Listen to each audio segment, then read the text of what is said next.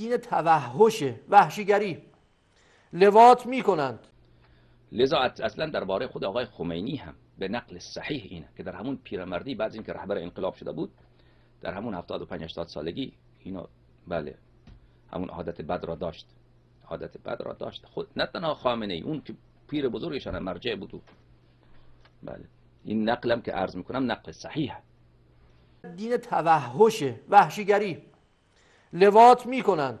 که آقای خمینی هم بله امشب عرض کردم که بله بعضی از نگهبانان شخصی ایشان ترتیب ایشان را میدادن در اون سن 75 سالگی، مرجع تقلید، امید مستضعفین جهان.